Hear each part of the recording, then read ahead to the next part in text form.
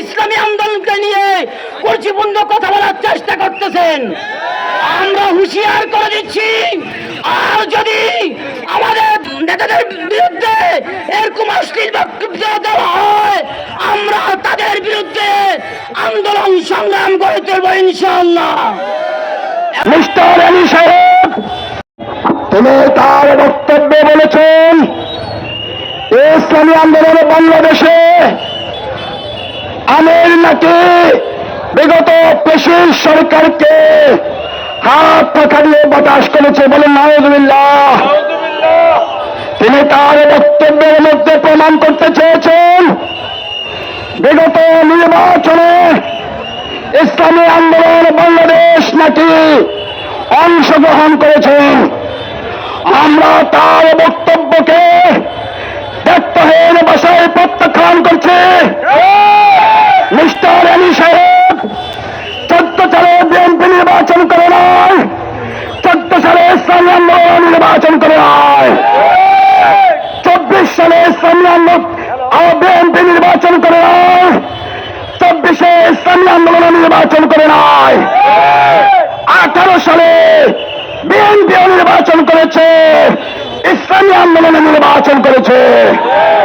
তবে পার্থক্য হল বিগত আওয়ামী সরকার যখন দিনের ভোট তার আগের রাতে শেষ করেছে, এই পরিস্থিতি দেখে ইসলামী আন্দোলন বাংলাদেশ ওই বাকশালীদের নির্বাচনকে সকাল 11টায় প্রত্যাখ্যান করেছে। কিন্তু আপনারা যারা বিএনপি করেন, আপনারা সেই নির্বাচনকে প্রত্যাখ্যান না করে সে অবৈধ সরকারকে, অবৈধ নির্বাচনকে সমর্থন দিয়ে 6 জন এমপি নিয়ে পার্লামেন্টে প্রবেশ করেছেন। শুধু তাই নয়, আওয়ামী লীগের ভিক্ষা দেওয়া একজন মহিলা এমপি আপনারা গ্রহণ করেছেন। 2005 সালের ডিসেম্বর পর্যন্ত সংসদে ওই অবৈধ ওই স্বৈরাচার দেশের সরকারের অংশীদারিত্ব করেছেন জীবন ভিক্ষা। ওতে যত দুর্নীতি হয়েছে আওয়ামী লীগের, আওয়ামী লীগ যত মানুষ খুন করেছে, যত হত্যা করেছে, যত দুঃশাসন করেছে, যত জুলুম করেছে, যত টাকা পাচার করেছে, তার সবচেয়ে বড় অংশীদার এনএসউদ্দিরা।